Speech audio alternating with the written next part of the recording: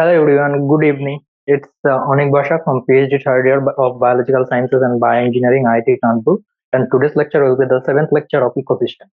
Last দিন আমরা শেষ করেছিলাম ইকোলজিক্যাল পিরামিড, শক্তির পিরামিড, সংখ্যার পিরামিড এবং তার সাথে কি কি তার মধ্যে এক্সেপশন দেখা যেতে পারে সেই সংক্রান্ত। তার সাথে আমি বলেছিলাম যে আজকে আমরা কি পড়বো, সেটা হচ্ছে ইকোলজিক্যাল সাকসেশন। তো ইকোলজিক্যাল সাকসেশনটা সম্পর্কে আমরা আগের দিন বলেছিলাম যে ধীরে ধীরে ধীরে ধীরে ইকো সিস্টেম যে রয়েছে তার গঠনগত এবং উপাদানগত চেঞ্জ হয়। ওকে, এবার গঠনগত এবং উপাদানগত চেঞ্জের ব্যাপারটা কি সেটাকে একটু ডেসক্রাইব করা যাক। ওকে, তো এই হচ্ছে ইকো সিস্টেম। এবার ইকোসিস্টেম সম্পর্কে অলরেডি আমরা অনেক কিছু জানি।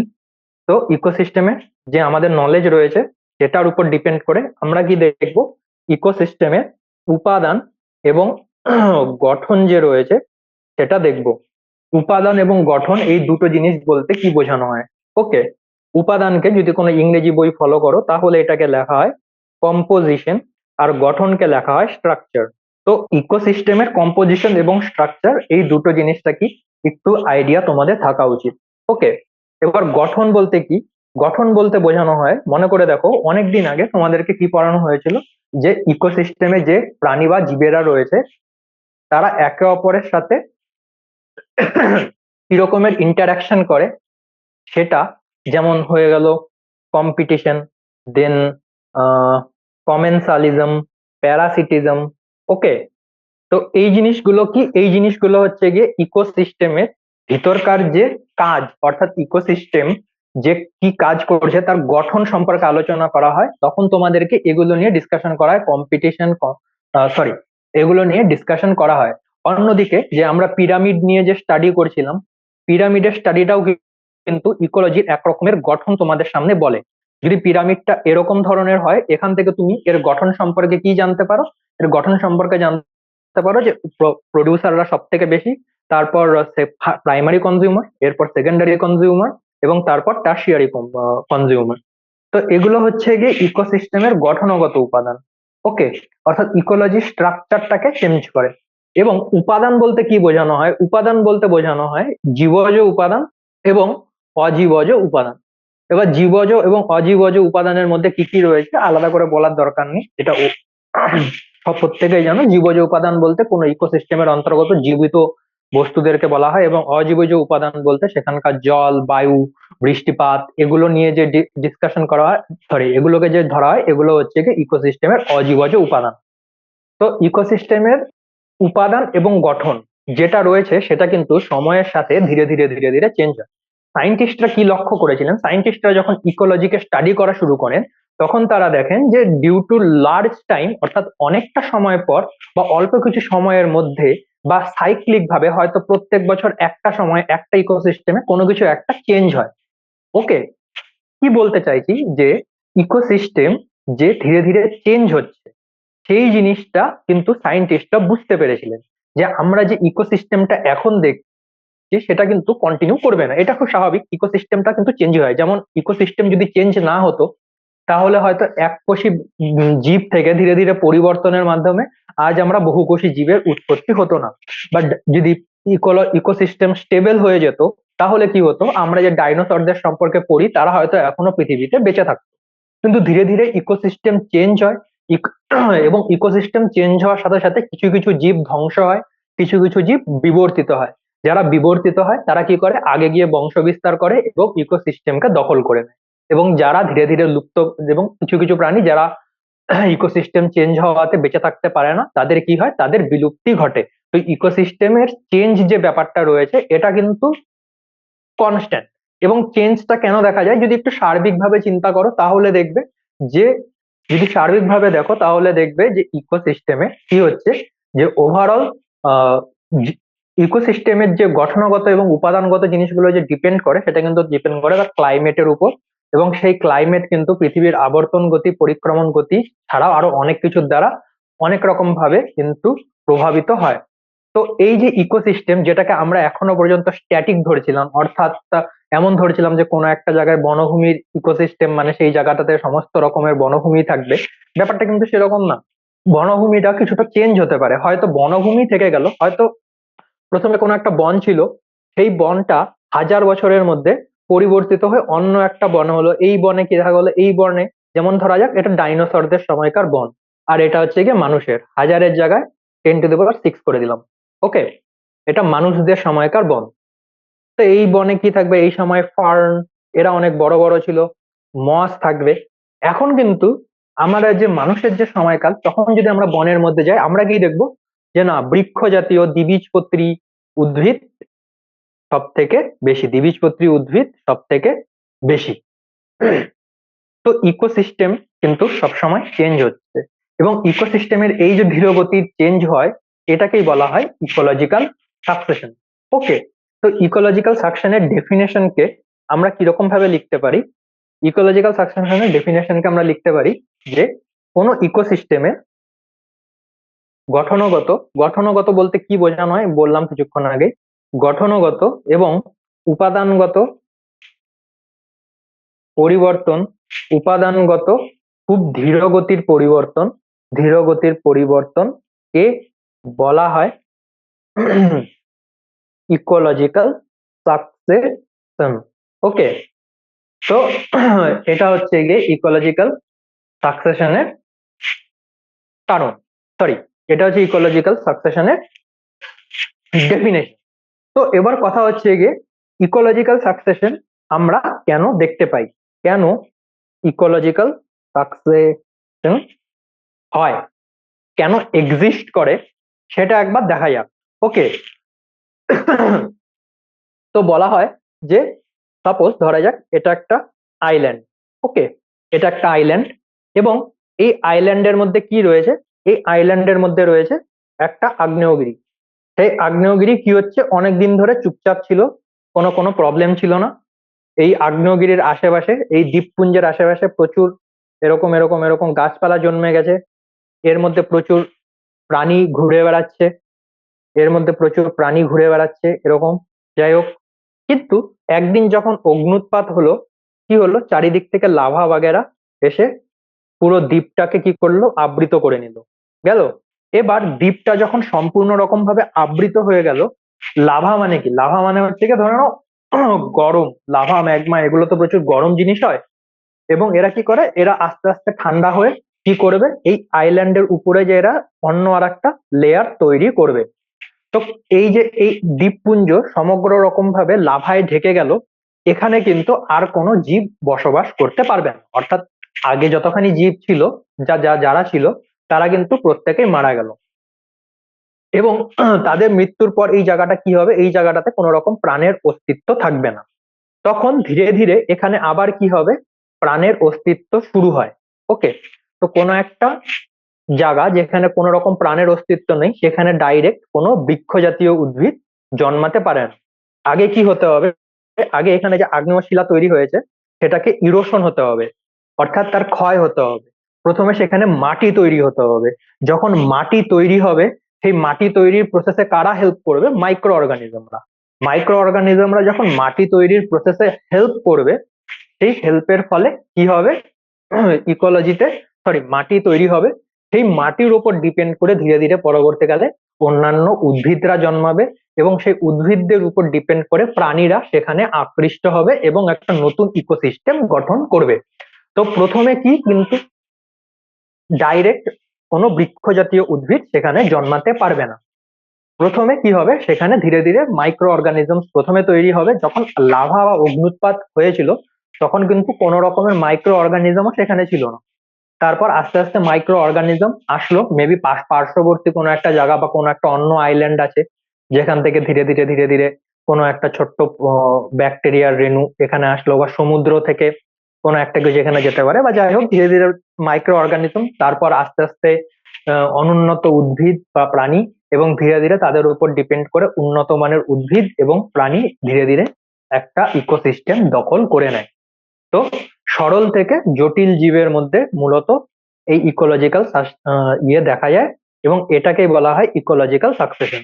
ওকে, তো ইকোলজিক্যাল সাকসেশন কেন হয়, এই জিনিসটাকে অনেকগুলো কারণে ভাগ করা যায়। তার মধ্যে কি কি কারণ থাকতে পারে আরেকটু আমরা ডিপে যখন ডিসকাস করব। 1 নাম্বার কি কারণ থাকতে পারে, 1 নাম্বার যেটাকে কতগুলো কারণে করব, প্রাথমিক কারণ কি হতে পারে? প্রাথমিক কারণ হচ্ছে গিয়ে যে কোনো ঘটনা যা কোনো ইকোসিস্টেমকে ভয়ঙ্কর ভাবে প্রভাবিত করে। কিসের জন্য ভয়ঙ্কর ভাবে প্রভাবিত না বলে বলা যায় যে ডিস্টার্ব করে, যেমন অগ্নুৎপাত। তো ইকোলজি যখন ডিস্টার্ব হবে, এখনই বললাম অগ্নুৎপাতের জন্য কি হয়, অগ্নুৎপাতের জন্য ধীরে ধীরে ধীরে ধীরে করে, যেমন হচ্ছে অগ্নুৎপাত। এবার অগ্নুৎপাতের জন্য কি হয়, অগ্নুৎপাতের জন্য ধীরে ধীরে কি হতে পারে, আহ পুরো কোনো একটা জায়গায় নতুন ইকোসিস্টেম তৈরি হবে নতুন ভাবে। এরপর কি হতে পারে, এরপর হচ্ছে গিয়ে চলমান, বা এটাকে কন্টিনিউয়াসও বলা হয়। চলমান কারণ কি হতে পারে, চলমান কারণ হতে পারে যে জীবেদের মধ্যেকার ইন্টারাকশন। ওকে, জীবেদের মধ্যেকার আন্তঃসম্পর্ক কিরকম, দেখা গেল যে কোনো একটা জায়গায়, যেমন এখন পৃথিবীতে কি হচ্ছে, ধীরে ধীরে ধীরে ধীরে উষ্ণতা বৃদ্ধিপ্রাপ্ত হচ্ছে।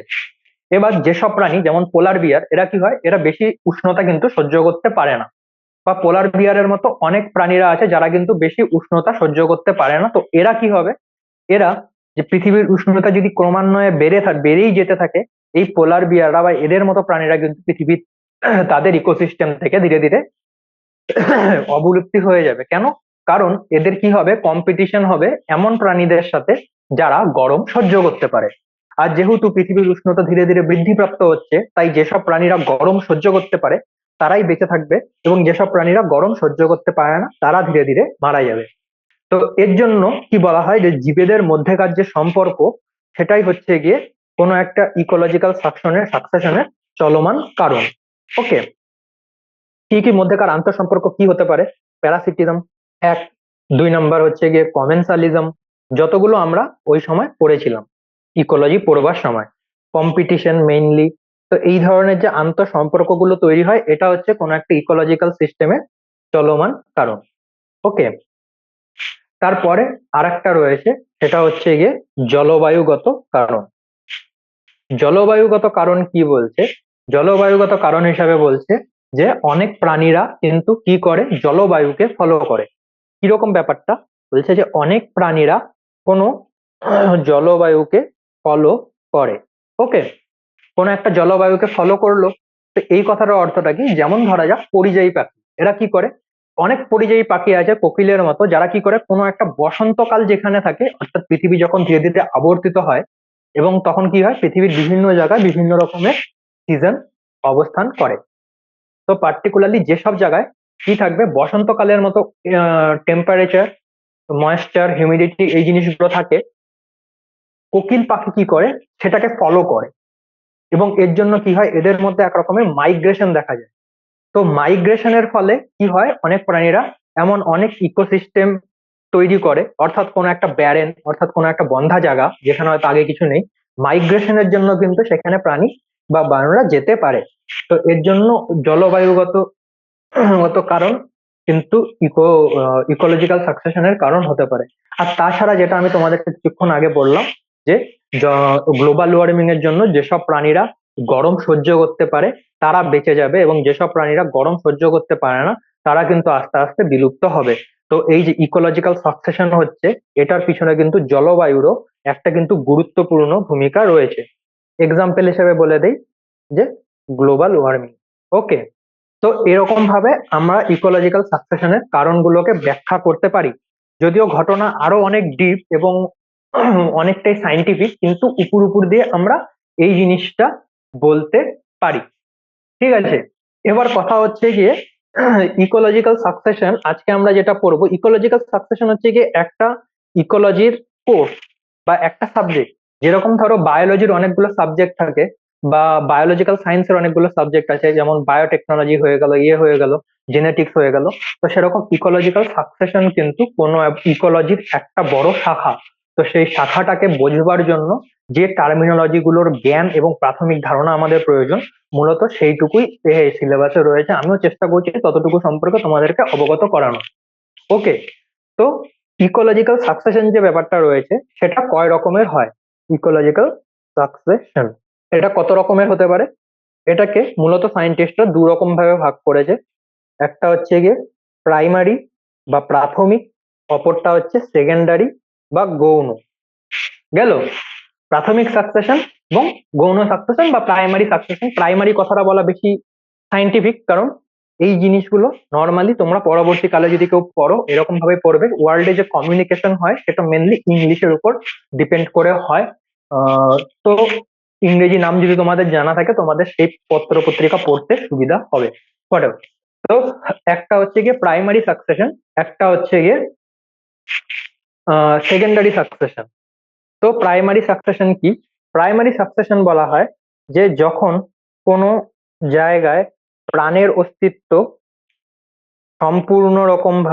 সম্পূর্ণভাবে বিলুপ্ত হয়, তখন সেই জায়গায় যখন আবার ইকোসিস্টেম গড়ে ওঠে তাকে বলে প্রাইমারি ইকোলজিক্যাল সাকসেশন। ওকে, গেল।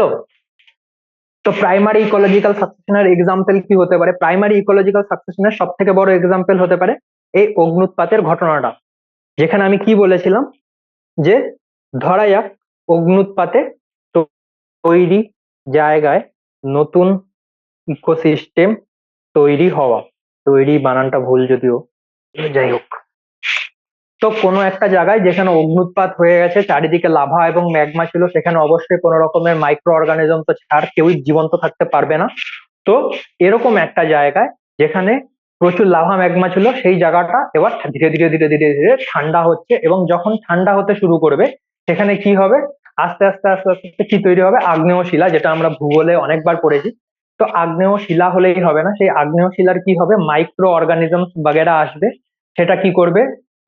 এদের যে ইরোশন হয়, অর্থাৎ যে আবহ বিকার হয়ে থাকে আগ্নেয় শিলা, সেগুলোতে হেল্প করবে। এই আবহ বিকারের ফলে কি তৈরি হবে? মাটি, এবং সেই মাটির উপর ডিপেন্ড করে তৈরি হবে উদ্ভিদ, এবং উদ্ভিদদের উপর ডিপেন্ড করে তৈরি হবে প্রাণীদের আন্তঃ সম্পর্ক, এবং এরকম ভাবে তৈরি হবে একটা নতুন ইকোলজিক্যাল কমিউনিটি। এটা হচ্ছে গিয়ে প্রাইমারি সাকসেশন। ওকে, সেকেন্ডারি সাকসেশনটা জিনিসটা কি, বা গৌণ সাকসেশন জিনিসটা কি? সেকেন্ডারি সাকসেশনটা হচ্ছে ধরা যাক আগের আগের ঘটনাটাকেই নেই। ওকে, এরকম একটা জায়গা, এখানে হচ্ছে গিয়ে কি আগ্নেয়গিরি রয়েছে। ওকে, চারিদিকে পুরো সবুজ সবুজ সবুজ সবুজ সবুজ, প্রচুর পরিমাণে প্রাণী এবং গাছ রয়েছে। এরপর কি হলো? কোনো একদিন এই আগ্নেয়গিরির অগ্নুৎপাত হলো, এবং তারপর আগ্নেয়গিরির লাভা এই আইল্যান্ডের কি করলো? এই অংশটাকে ধ্বংস করে দিল, এই অংশটাকেও কিছুটা ধ্বংস করে দিল, এই সামান্য কিছু অংশ যা বেঁচে গেল। ওকে, তো এই জায়গাটায় কি হবে? যে এই সব জায়গাকার প্রাণী উদ্ভিদরা তো মরে গেল, কিন্তু এই আইল্যান্ড থেকে বা ইকোসিস্টেম থেকে প্রাণের অস্তিত্ব কিন্তু সম্পূর্ণ বিলুপ্ত হয়ে যায়নি। এখনো কিন্তু সামান্য একটু উদ্ভিদ হয়তো ওই আইল্যান্ডে বেঁচে আছে। ওকে, তো এই উদ্ভিদগুলো কি করবে?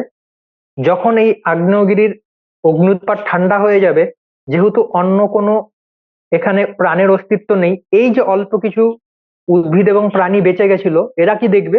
আরে এতখানি জায়গা তো পুরো ফাঁকা, এখানে তো কোনো কম্পিটিশন নেই, এখানে তো মাটি তৈরি হয়ে গেছে।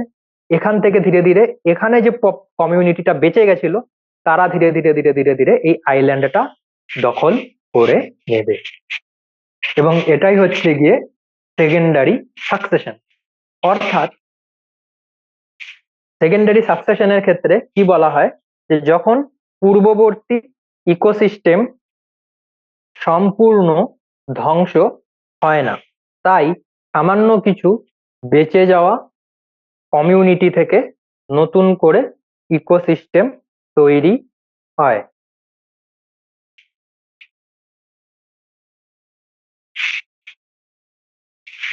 কমিউনিটি থেকে নতুন ইকোসিস্টেম তৈরি হয়, একে কি বলে? একে বলে সেকেন্ডারি সাকসেশন।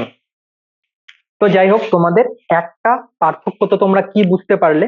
প্রাইমারি সাকসেশন যখন হবে তখন পূর্ববর্তী যে ইকোসিস্টেম ছিল সেটা সম্পূর্ণ রকম ভাবে বিলুপ্ত হবে। অর্থাৎ যাই হোক, একটা পার্থক্য না হয় কলাম করে নেওয়া যাক, হচ্ছে প্রাইমারি, এটা সেকেন্ডারি। ওকে, তো প্রাইমারিতে কি বলেছিল, পূর্ববর্তী যেটা থাকবে কমিউনিটি, পূর্ববর্তী কমিউনিটি সম্পূর্ণ রকম ভাবে বিলুপ্ত হবে। এটাতে কি বলবো, সম্পূর্ণ বিলুপ্ত হবে না, কিছুটা বেঁচে যায়, সম্পূর্ণ বিলুপ্ত হবে না। এবার ইকোলজিক্যাল সাকসেশন যখন সায়েন্টিস্টরা দেখছে, তখন দেখছে যে প্রাইমারি সাকসেশন যখন হয় তখন সেটা কত নয়, সেটা নিয়ার অ্যাবাউট হাজার হাজার বছর অ্যাটলিস্ট কম করে। কারণ কি, প্রথমে ব্যাকটেরিয়া আসবে।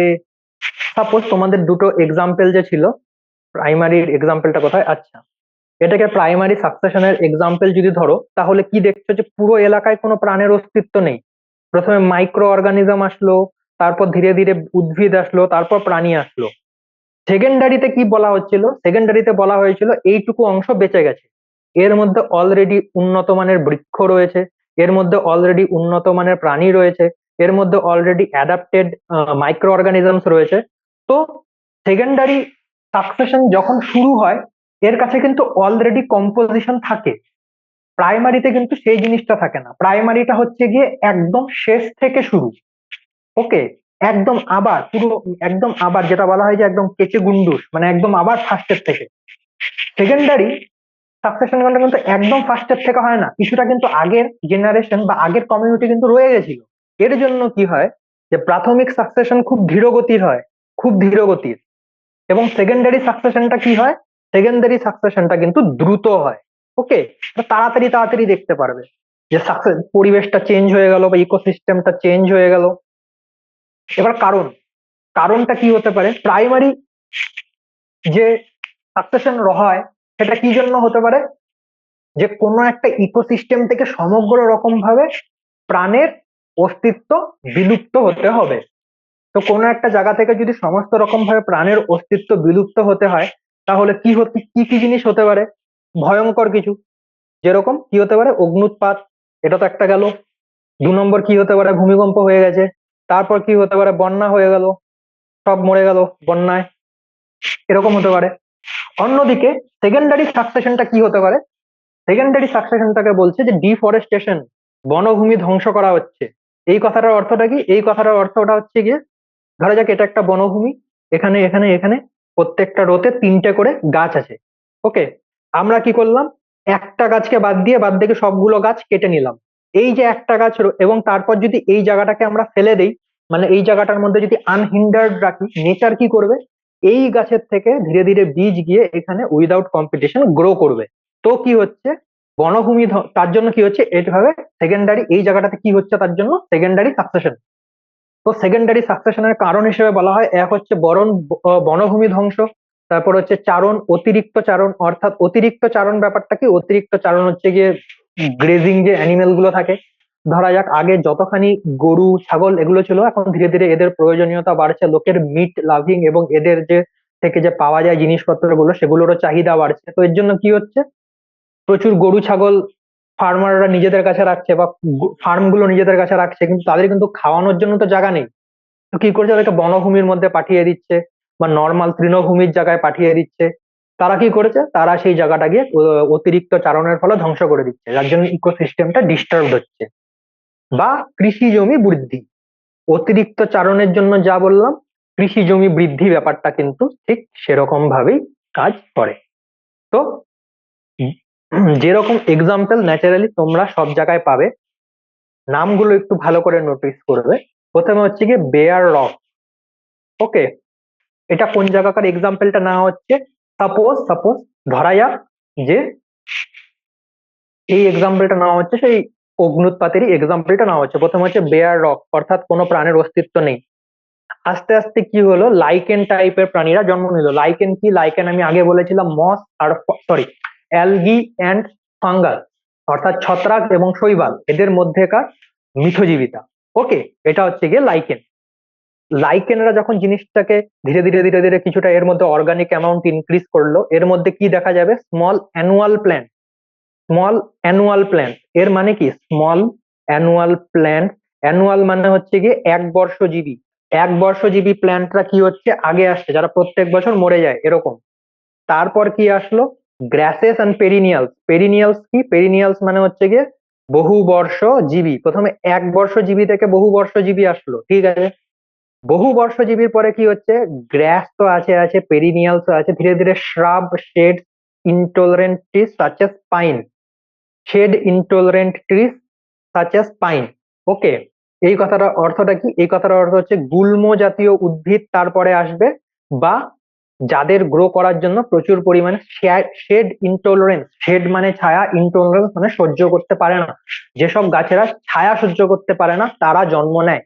ওকে, শেড ইনটলারেন্স, ঠিক আছে, শেড ইনটলারেন্সরা এসে গেল, এবং তারপর আসবে shade tolerant tree such as oak. এরপর কি আসবে, শেড টলারেন্ট ট্রি।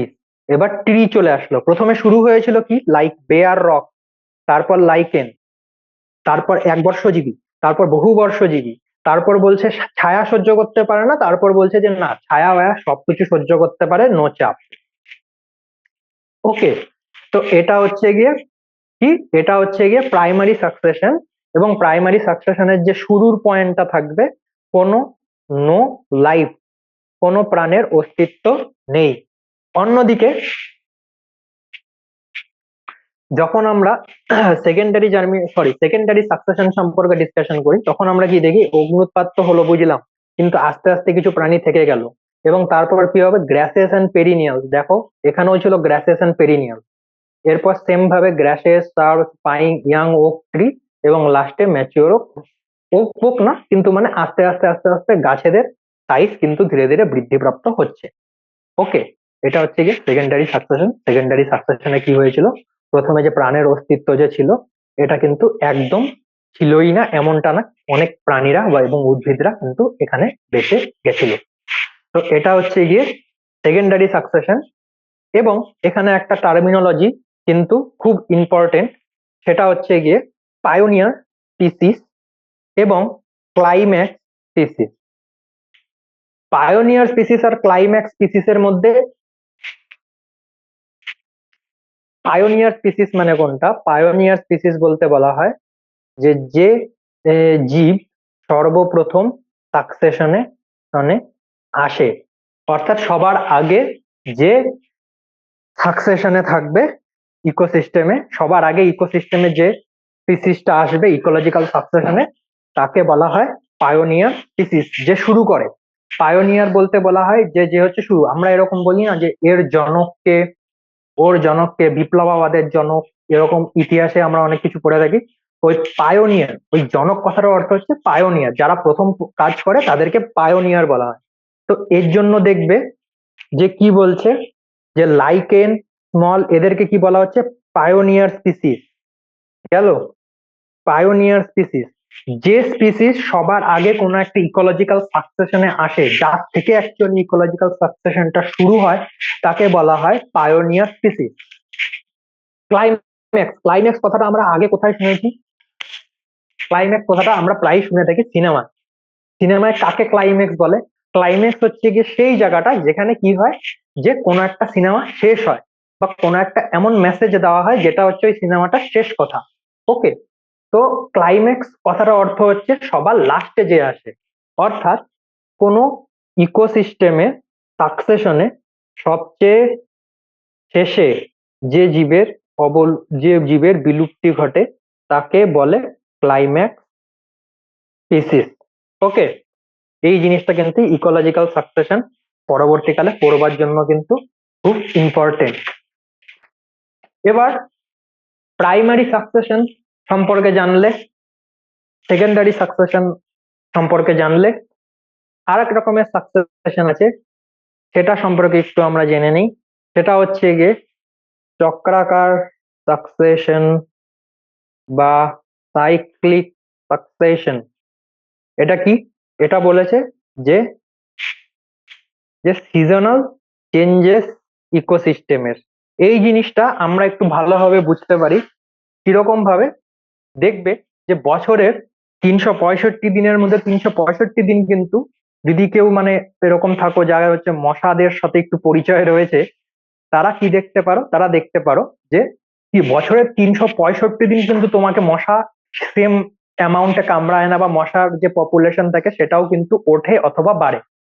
তো এর কারণটা কি? এর কারণটা হচ্ছে গিয়ে জলবায়ু। পৃথিবী সূর্যের চারিদিকে ঘুরছে, সেই জন্য সিজনাল চেঞ্জেস হচ্ছে, এবং সিজনাল চেঞ্জেস এর উপর ডিপেন্ড করে কিন্তু অনেক প্রাণী এবং উদ্ভিদ বছরের একটা সময় গ্রো করে।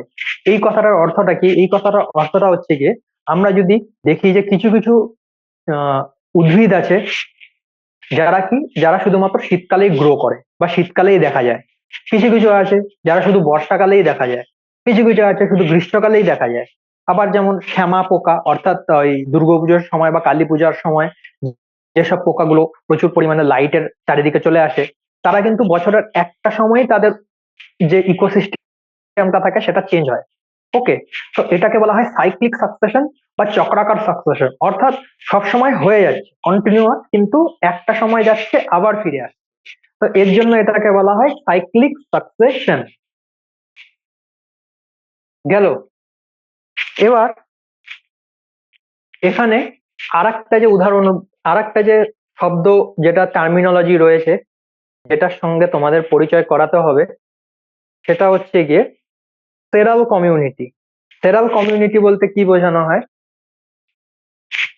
সেরাল কমিউনিটি জিনিসটা কিন্তু খুব ইম্পর্টেন্ট, কারণ এটা একটা টার্মিনোলজি। এটাকে কি বলা হয়? যে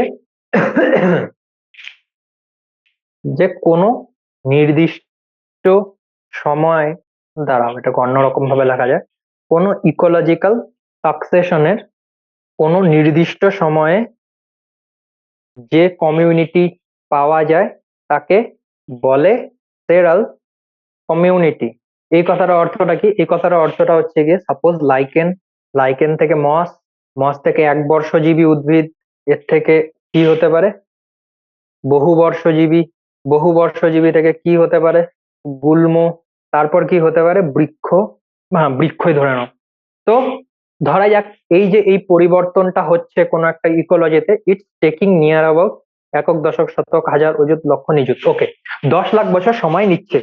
হুম। লাইকেন থেকে মস, মস থেকে একবর্ষজীবী উদ্ভিদ, বহুবর্ষজীবী উদ্ভিদ, সেখান থেকে গুল্ম এবং বৃক্ষ। তো এরকম ভাবে যে ইকোলজিক্যাল সাকসেশনটা হচ্ছে, সেটা কতখানি সময় নিচ্ছে? সেটা সময় নিচ্ছে 10 লাখ বছর। গেল। এবার এই 10 লাখ বছরের মধ্যে কোন একটা নির্দিষ্ট এরকম একটা তুমি টাইম পয়েন্ট দেখে নিলে, যেটা কত, সাপোজ ধরা যাক 7,000 বছর, 3 মাস, 4 দিন, 2 ঘন্টা আর 33 সেকেন্ড, এরকম একটা টাইম পয়েন্ট নিজের মতো বেছে নিলে। ওকে, তো এই টাইম পয়েন্টে দেখা গেল ইকোলজিতে কি হচ্ছে? লাইকেন আছে কতখানি? লাইকেন আছে 1%। মস আছে কত? মস 2। একবর্ষজীবী কতখানি আছে? একবর্ষজীবী আছে ধরা যাক 50%। বহুবর্ষজীবী আছে 40। গুল্ম কত আছে? ধরা যাক গুল্ম আছে হচ্ছে গিয়ে 7। আর বৃক্ষ কতখানি? বৃক্ষ হচ্ছে 0। আবার 7,000 বছরের পরে 10 লাখের মধ্যে যদি আমি 90 লাখ, সাপোজ ধরা যাক সেম ইকোলজিক্যাল সাকসেশনে আমি 90,000 বছর গেলাম, তখন হয়তো দেখা যাচ্ছে যে লাইকেন 1%, মস 2%, একবর্ষজীবীও 1% হয়ে গেছে, বৃক্ষ উল্টে 90% হয়ে গেছে। তো অর্থাৎ কোনো একটা যেটা আমি বলতে চাইছি, যে কোনো একটা ইকোলজিক্যাল সাকসেশনের কোনো একটা সময় যে কমিউনিটি পাওয়া যায়, সেটাকে বলা হয় সেরাল কমিউনিটি। ওকে, অর্থাৎ কোনো একটা ইকোসিস্টেমে কোনো একটা, যেরকম বললাম, বারবার রিপিট করার দরকার নেই ডেফিনেশনটা, তো এটাকে বলা হয় সেরাল কমিউনিটি। ওকে, এবার সেরাল কমিউনিটির উপর ডিপেন্ড করে সাকসেশন গুলোকে অনেক আলাদা আলাদা নামকরণ করা হয়েছে। কি কি নামকরণ করা হয়েছে? যেমন বলা হয় একটা লিথোসেয়ার। লিথো কথার অর্থটা কি? লিথো কথাটির অর্থ হচ্ছে গিয়ে পাথর। এর কথার অর্থ হচ্ছে গিয়ে, লিথোসেয়ার কথা হচ্ছে গিয়ে পাথুরে, পাথুরে জমিতে যে সাকসেশন হয় তাকে বলা হয় লিথোসিয়ার। এরপর কি আছে? স্যামোসিয়ার, PS2, স্যামোসিয়ার। ওকে, এটা কোথায় হয়? এটা হয় হচ্ছে গিয়ে বালিতে। এর কারণ কি? স্যামো কথাটার অর্থ হচ্ছে গিয়ে বালি। এরপর হচ্ছে গিয়ে হ্যালোসিয়ার। এটা কোথায় হয়? এটা হয় অ্যাসিডিক কন্ডিশনে। ওকে, এরকম অনেক নাম আছে। নামগুলো কিভাবে করা হয়েছে? নামগুলো করা হয়েছে সামনে তার ল্যাটিন মিনিং বজায় রেখে। তারপর আছে হচ্ছে গিয়ে ফেনাইল শিয়ার। ফেনাইল শিয়ার কিভাবে শুরু হয়? ডেড অর্গানিক ম্যাটার থেকে। ওকে, তো আমাদের এখন যে যে ইকোসিস্টেম রয়েছে বা ইকোলজিক্যাল সাকসেশন রয়েছে, এই ইকোলজিক্যাল সাকসেশনের আজ আমরা কি পড়লাম, যে কেন হয়, সরি, ইকোলজিক্যাল সাকসেশন কি, কেন হয়, কত রকমের হয়, এবং তার ছোট মোটো কয়েকটা উদাহরণ। কিন্তু এই জিনিসে আরো যে জিনিসটা বাকি রয়ে গেছে সেটা হচ্ছে গিয়ে কয়েকটা এর লাইভ এক্সাম্পল, যেটার সাথে তোমরা এটাকে রিলেট করতে পারো, এবং ইকোলজিক্যাল সাকসেশন প্রসেসটা কিভাবে হয়। তো এই প্রসেসটা কিছুটা লম্বা, এই প্রসেসটা আমরা আজকে বলবো না, এই জিনিসটাকে আমরা পরের দিনের জন্য রাখবো। এবং তার সাথে আমরা কি পড়বো পরদিন, তার সাথে আমরা পড়বো কিভাবে এই ইকোলজিক্যাল সাকসেশনের থ্রু কি কি চেঞ্জেস হয়, যেটা আমরা লাইফে নিজের চোখে পর্যবেক্ষণ করতে পারি, বা একটা রিয়েল লাইফ এক্সাম্পল।